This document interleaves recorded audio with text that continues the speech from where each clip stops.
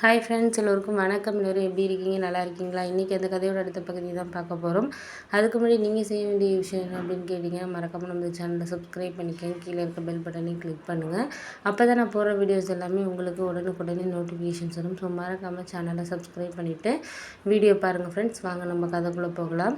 அதுக்கப்புறம் நான் என்ன யோசித்தேன் அப்படின்னு சொன்னால், சில விஷயங்களை நம்ம என்ன தான் அவங்களுக்கு நம்ம ஃபேவராக இருந்தாலும் அவங்களுக்கு நம்மளை பிடிக்கலை அப்படின்னு சொன்னால் நம்ம எந்த ஒரு விஷயம் செஞ்சாலுமே அவங்களுக்கு ஒரு தவறான ஒரு இதை தான் இருக்கும். அதே மாதிரி தான் என்னோடய ஃபேமிலியும். எங்கள் அண்ணன் எங்கள் அம்மா அப்பா 2 பேருக்குமே அவன் ரொம்ப செல்லம் அப்படிங்கிறது தான். நான் நல்லா படித்தாலும் நல்லா ஒர்க் பண்ணி இன்றைக்கி அவங்கள பார்த்துக்கிட்டாலுமே அண்ணன் ஒன்றும் செய்யலைனாலுமே அவன் ஒய்ஃபோட தனியாக தனி வீடு பிடிச்சிட்டு அவன் போயிட்டான். இருந்தாலும் நாங்கள் இப்போ தனியாக இது பண்ணி அம்மா அப்பாவுக்கு தனியாக வீடு பார்த்து எல்லாமே அவங்களுக்கு என் சேலரி நான் சம்பாதிக்கிறது எல்லாமே அவங்களுக்கு ஹெல்த்து எல்லாத்துக்குமே பார்த்தாலுமே அவங்க எப்போதுமே அந்த அண்ணனை கேட்காம எந்த ஒரு விஷயமும் பண்ணுறதா இருக்கட்டும், அவங்கள கேட்டுட்டு தான் எந்த ஒரு விஷயமுமே பண்ணுவாங்க.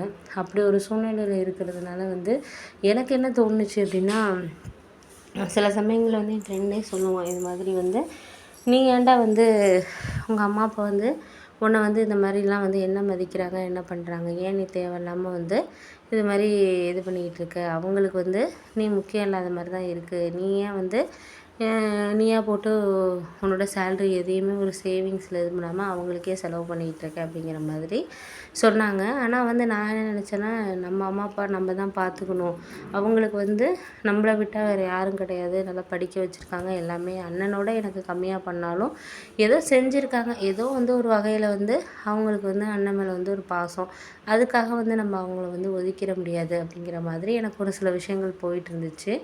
சரின்னு சொல்லிவிட்டு நான் அதுக்கப்புறம் என்ன பண்ணேன்னா, ஒரு ஒரு ஒரு 6 மாதம் கழித்து அண்ணன் வீடு வாங்குறதுக்கு அவன் அம்மா அப்பாவுக்கு எதுவுமே ஒரு செலவு பண்ணுறது எதுவுமே கிடையாது.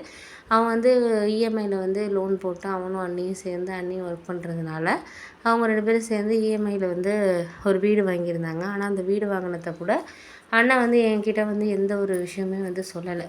அம்மா அப்பாட்ட கூடவே அவன் சொல்லாமல் தான் ரிஜிஸ்ட்ரேஷன்லாம் முடிஞ்சதுக்கு அப்புறம் எல்லாம் முடிஞ்சு அதுக்கப்புறம் எல்லோரும் குடி போகிறதுக்கு சொல்கிற நேரத்தில் தான் அம்மா அப்பாவுக்கே 3 நாளைக்கு முன்னாடி தான் சொன்னான். ஆனால் அம்மா அப்பா அதை பற்றி இது மாதிரி பையன் இது மாதிரி நம்மள்ட்ட சொல்லலை பண்ணலைன்னு எந்த ஒரு இதுவுமே இல்லை. அதுக்கப்புறம் அண்ணனோட ஃப்ரெண்டு என்ன ஒரு நாளில் பார்த்துட்டு, அவன் வீடு வாங்கி தான் 2 மந்த்துக்கு மேலே ஆகுது, ஏன் உங்களுக்கு எதுவுமே தெரியாதாப்பா அப்படின்னு சொல்லிட்டு அவங்க தான் என்கிட்டயே சொன்னாங்க. அப்போ தான் எனக்கே தெரியும், இது மாதிரி அண்ணன் வீடு வாங்கி 2 மாதத்துக்கு மேலேயே ஆகுது, இப்போ தான் வீட்டில் இதுக்காக சொல்லியிருக்கான் ஃபங்க்ஷனுக்காக அப்படின்னு சொல்லிட்டு. நான் அம்மா அப்பா கிட்ட சொன்னப்போ ஏன்ப்பா அவன் எப்போ சொன்னான் என்ன, நான் என்ன நினச்சேன்னா அவங்க கோவப்படுவாங்க, என்ன சொல்லாமல் இப்படி இருக்கானே அப்படின்ட்டு. ஆனால் அவங்க என்ன என்கிட்ட சொன்னாங்கன்னா, எப்போ சொன்னா என்ன, எப்போ சொன்னாலும் சொல்கிறது தானே, அதுக்கு என்ன பண்ண முடியும் அப்படிங்கிறது மாதிரி சொல்லி இது பண்ணதுக்கப்புறம் அப்புறம் தான் எனக்கு புரிஞ்சிச்சு. சரி, இதுக்கப்புறம் நம்ம எதையும் இது பண்ணக்கூடாது, சில விஷயங்களை நம்ம கொஞ்சம் நாள் போகட்டும் அப்படின்னு சொல்லிட்டு நானாகவே அதுக்கப்புறம் அதை பற்றி எதுவுமே நான் பேசலை. பார்த்துக்கலாம், ஒரு சில விஷயங்கள் நம்மளுக்கு இப்போதைக்கு கொஞ்சம் இதாக இருக்குது, நம்ம பார்த்துக்கிட்டு எதாக இருந்தாலும் இது பண்ணுவோம் அப்படின்னு சொல்லிட்டு நான் இருந்தேன். அதுக்கப்புறம் அண்ணனோட ஃபங்க்ஷனுக்கு, அந்த குடி போகிற ஃபங்க்ஷனுக்கு எல்லோரும் போனோம். போனதுக்கப்புறம்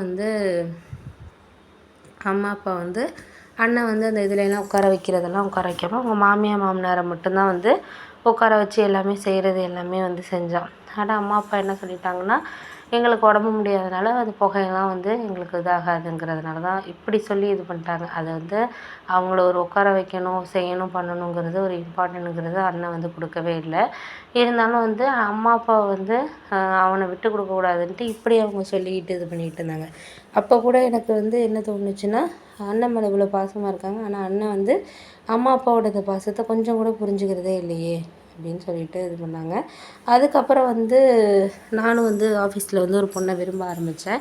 எனக்கும் அவங்க மேலே ஒரு காதலுங்கிற விஷயம், அதாவது நான் அந்த ஆஃபீஸில் சேர்ந்து 3 இயர்ஸ் ஆகப்போகுது.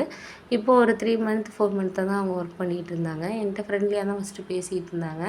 அவங்க பேசுகிறது, அவங்க என் மேலே கேர் பண்ணுறது, அம்மா அப்பா என் மேலே கேர் பண்ணாததை காட்டியும் அவங்க என் மேலே பாசமாக இருக்கிறதெல்லாம் பார்த்தோன்னே எனக்கு ரொம்ப அவங்க மேலே ஒரு பிடிச்சிருந்துச்சு. இவங்க நம்ம வாழ்க்கை துணையா வந்தா கண்டிப்பா சந்தோஷமா இருக்கும் அப்படிங்கிறது மாதிரி எனக்கு தோண ஆரம்பிச்சுச்சு அப்படின்னு தான் சொல்லணும். அதுக்கப்புறம் என்ன ஆச்சுன்னு பார்த்தீங்கன்னா, அவங்க கிட்ட என்னோட காதல சொன்னேன். அவங்களும் வந்து சரி அப்படிங்கிற மாதிரி தான் என்கிட்ட வந்து அவங்களும் சொன்னாங்க அப்படின்னு சொல்லலாம்.